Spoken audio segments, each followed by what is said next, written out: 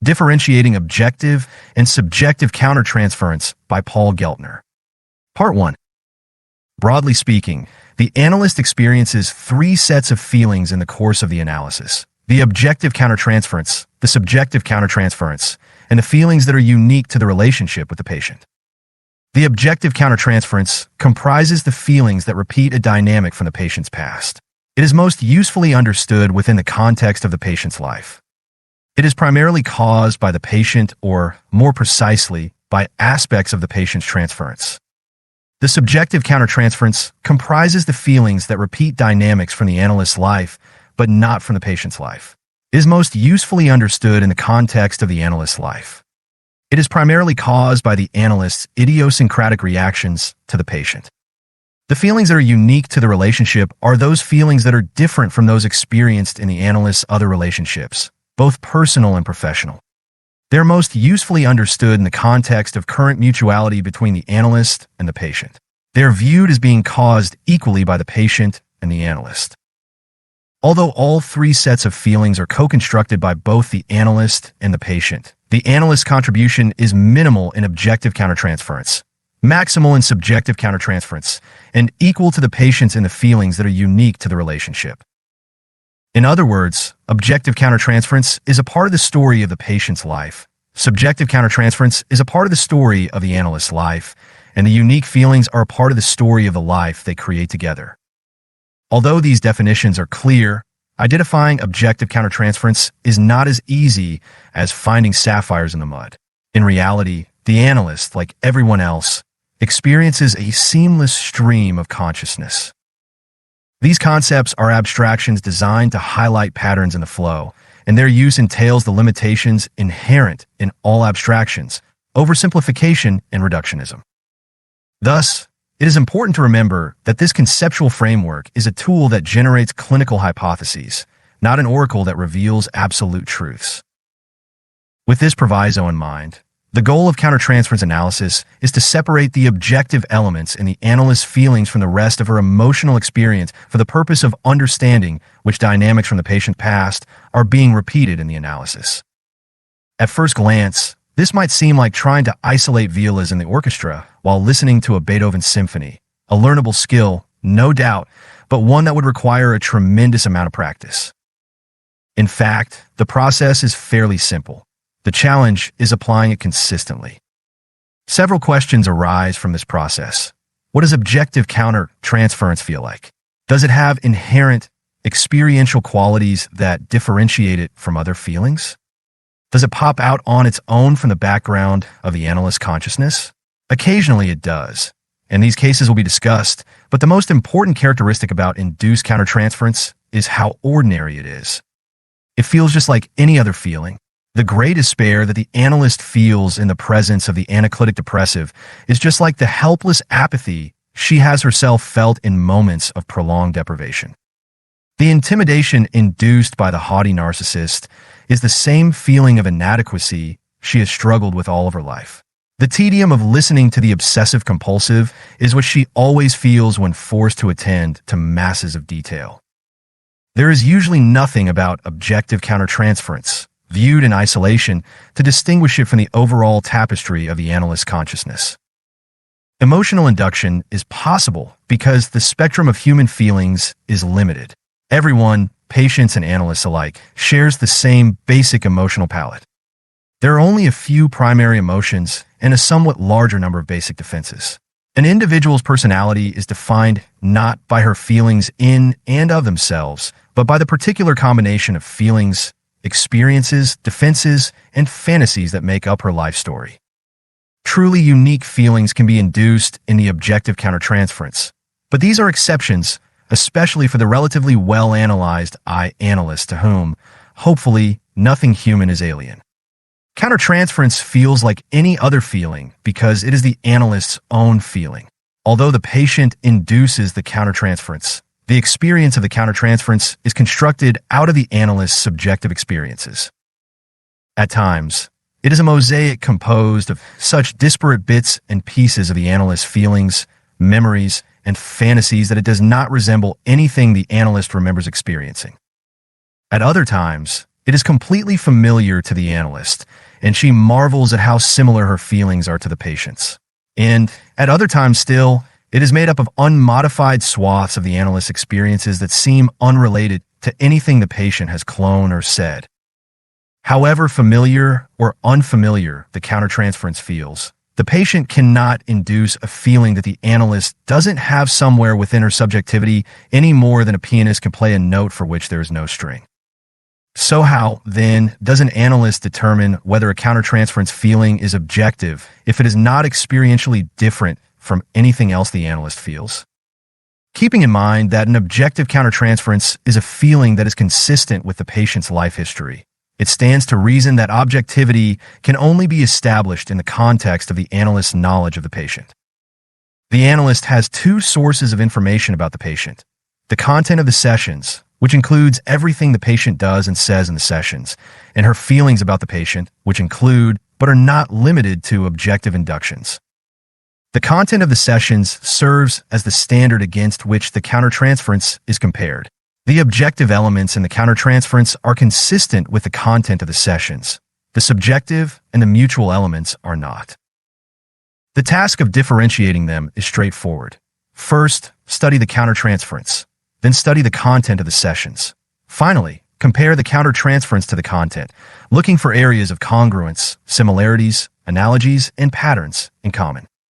The objective countertransference seldom fails to become visible, provided the analyst looks at the material carefully and allows the analytic process enough time to unfold.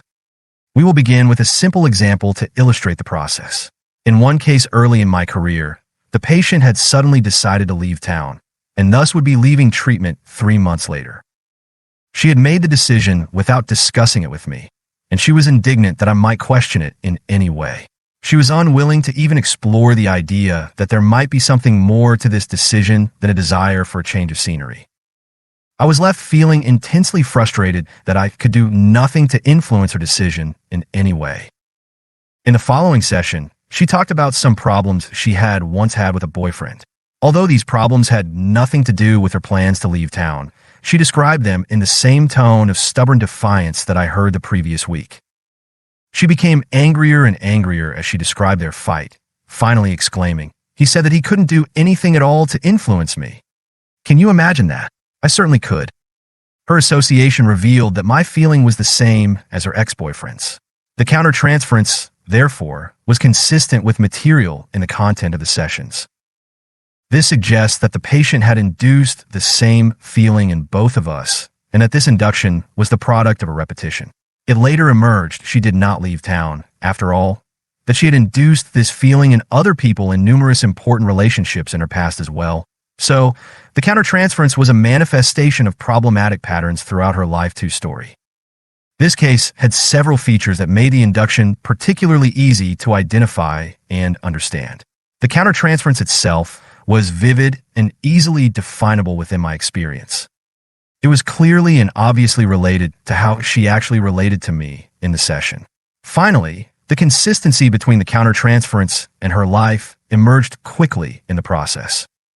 A surprising number of countertransference can be clarified this easily. A quick comparison of the analyst's feelings and the content often reveals the repetitive pattern. In more complex cases, however, the process must be approached more deliberately. For this reason, it is worth examining the steps of the process in more detail. Countertransference feelings, specific feelings, and modes of relatedness. A countertransference feeling, like all emotional moments, is characterized by 3 qualities: the specific feeling, the relational mode, and the intensity. Of these 3, the specific feeling and the intensity are usually the easiest qualities of the countertransference to identify. The analyst feels bored, happy, hungry, or irritable. And she feels very bored, a little happy, ravenously hungry, or mildly irritable. Of course, sometimes the analyst is confused about what she feels, but the confusion itself is often pair of the specific feeling. In any case, the specific feeling is usually the part of the experience that is most present in the analyst's mind, the part that makes her aware that she is feeling something. Sometimes the relational mode is easy to identify as well. For example, the patient angrily tells the analyst she should be sued, and the analyst feels frightened of the patient. It's fairly obvious that the specific feeling is intense fear. It's also fairly obvious that the analyst is afraid of the patient and that the fear is experienced in the object relational mode, which is to say that the analyst and the patient experience each other as separate and different, and they are experiencing different feelings. However, even when the relational mode is easy to identify, it is usually something that the analyst concludes about her feeling as opposed to its immediate quality. Thus, the relational mode is always more theoretical than the specific feeling.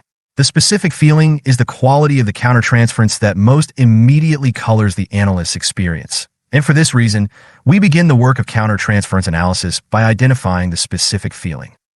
Identifying the countertransference. Although it is often obvious what the countertransference feelings are, at times it can be surprisingly difficult to identify the feelings within the continuous flow of the analyst's experience.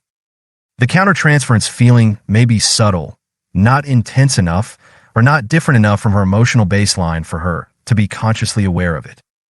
For example, the analyst may find that her mind wanders ever so slightly, but dismiss the feeling because her mind has a tendency to wander, especially right before lunch when she sees the patient.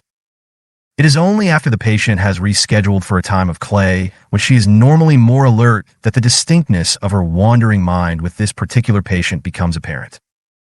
Similarly, I recall one case in which my conscious feeling was that I enjoyed the patient and looked forward to seeing her every week, but often had a vague fear that I would be found inadequate. However, this feeling has always floated in and out of my consciousness, and there didn't appear to be anything unusual about feeling it with this patient.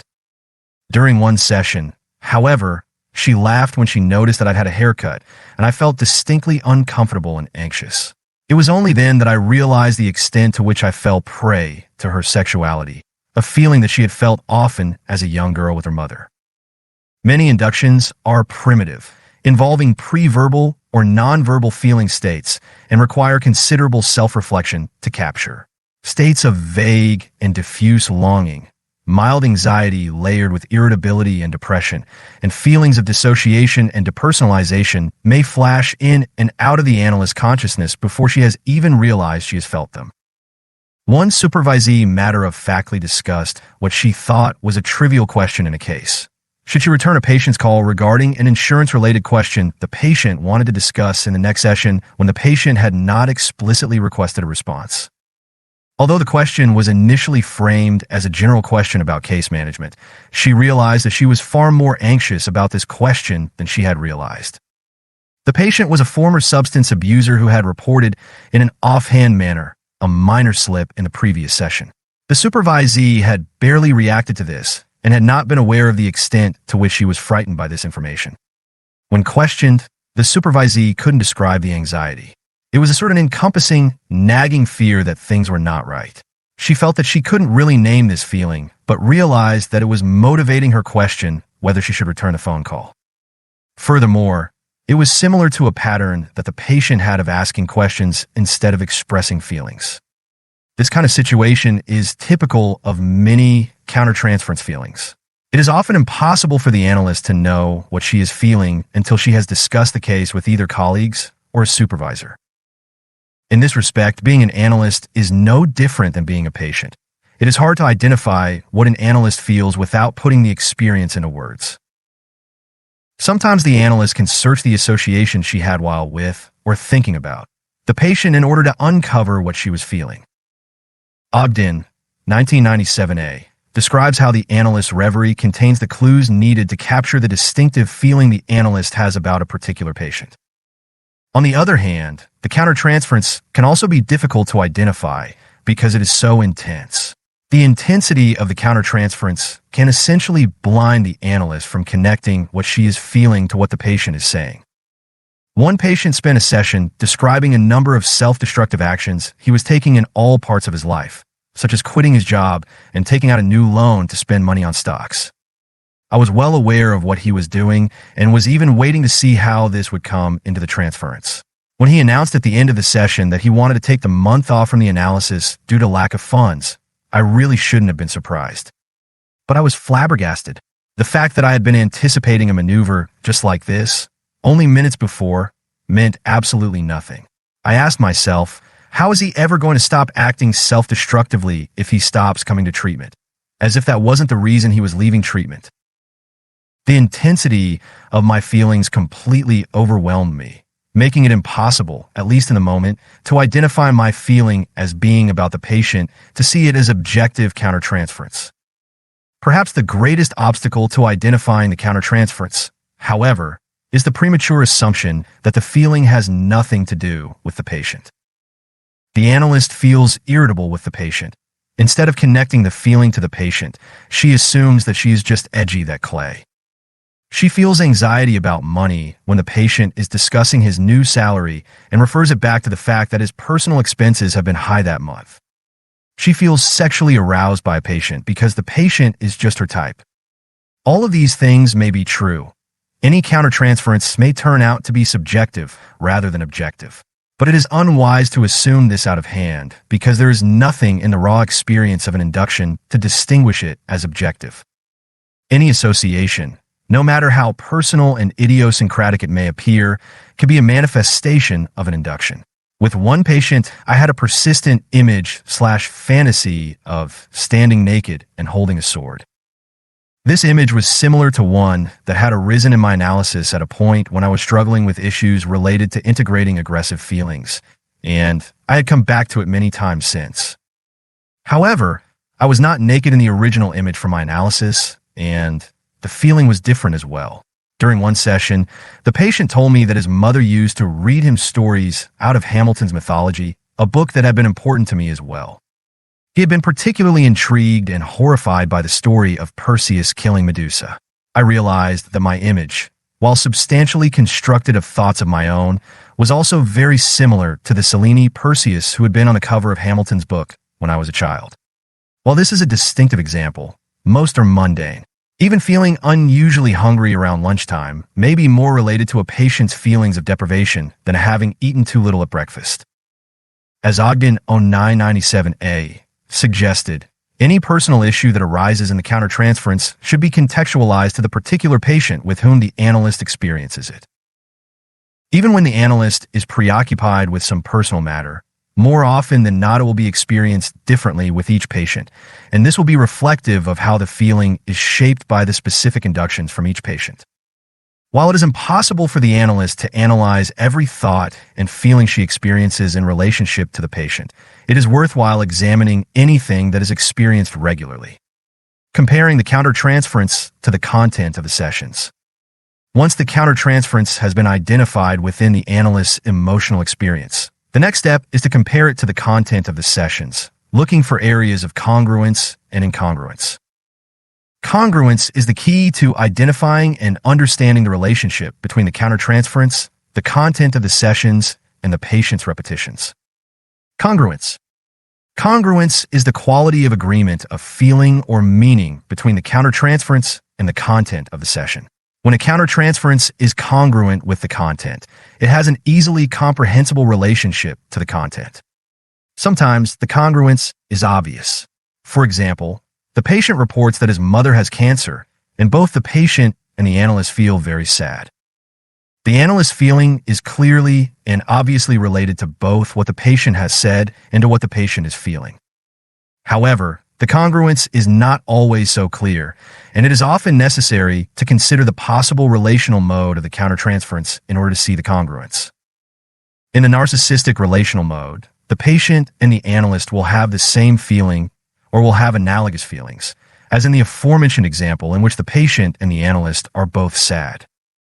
But in the object relational mode, the analyst will have a different feeling than the patient, a feeling that forms the counterpart of the patient's feeling in an interpersonal relationship, and the feeling will usually be painful or uncomfortable in some way. For example, if the patient feels hurt by the analyst might feel guilty. In the projective identification mode, the analyst will experience a feeling that is the polar opposite of the patient's feeling, which is understood to be a feeling that the patient is heavily defended against. Here, the patient might feel very powerful, and the analyst feels powerless. Finally, in the analytic mode, the analyst will feel a different feeling from that of the patient. But it is one that the patient needs to experience from the analyst to meet a developmental need. For example, The patient is feeling agitated, and the analyst has the impulse to soothe him. A feeling may seem to be incongruent with the content of the session when viewed from the perspective of one relational mode, but may appear to be quite congruent when viewed from the perspective of a different relational mode. Let's consider the example in which the analyst feels powerless and the patient feels powerful. If the analyst is assuming that the relational mode is narcissistic, the analyst's feeling appears to be incongruent with the content. But viewed from the perspective that the relational mode is projective identification, the analyst's feeling is completely congruent. In all of these examples, the relationship between the countertransference and the content is obvious, and objective countertransference theory assumes that the patient's feeling has induced the analyst's feeling. The nature of the congruence explains the meaning of the countertransference in the analytic relationship. Suppose the analyst and the patient both feel sad. The congruence, the information that gives meaning to the analyst's feeling, is that she has the same feeling as the patient. From this, the analyst concludes that she is in a state of narcissistic countertransference. She understands the sadness she feels to be the patient's sadness as experienced in a state of narcissistic transference. In this example, the content of the sessions, in this case, the patient's sadness, expresses a single feeling. However, the content has two components, the words and the facts that they convey, and the affective tone. And each of these components may express different feelings. The affective tone usually carries the emotional communication. When the words and the affective tone communicate the same feeling, the affective tone matches the words, strengthening, amplifying, or highlighting the emotional meaning communicated through the language. When the words and affective tone communicate different feelings, the affective tone contradicts, undermines, or communicates a different emotional meaning than the words. For example, the words and the affective tone communicate the same feeling if the patient shouts that the analyst ought to be taken out and shot. But they communicate different feelings if the patient uses the same words in a lilting, sonorous voice. If the words and overt affective tone communicate different feelings, then the induction can be congruent with either one component or none. If the patient expresses his threat sweetly, fear would be congruent with the words, while affection would be congruent with the tone. In these examples, the patient is expressing feelings directly to and or about the analyst. When the patient is talking about something else, it is possible for the induction to be incongruent with the words themselves, but congruent with the facts communicated by the words. One patient dreamily described walking down a country road where she had found a beautiful almond tree under which she wanted to bury her girlfriend. Her affective tone was sensual, but I was horrified. No funerals were planned. The girlfriend wasn't sick. Her fantasy revealed how intensely she wanted her girlfriend dead.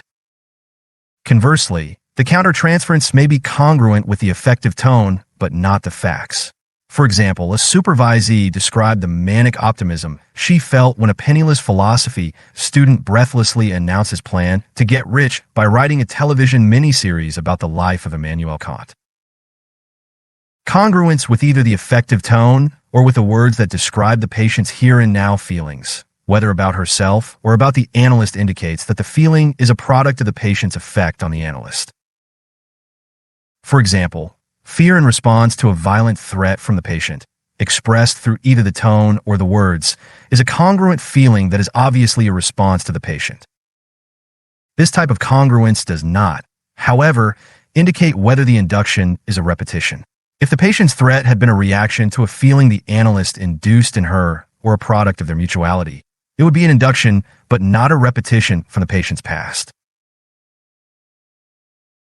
But if the patient describes facts about her outside life, past or present, they're congruent with the countertransference, then the countertransference is a repetition. For example, if the threatening patient says that his wife is terrified by his anger or that his father's screams frightened him as a child, then it can be hypothesized that the countertransference is a repetition of his interactions with his father.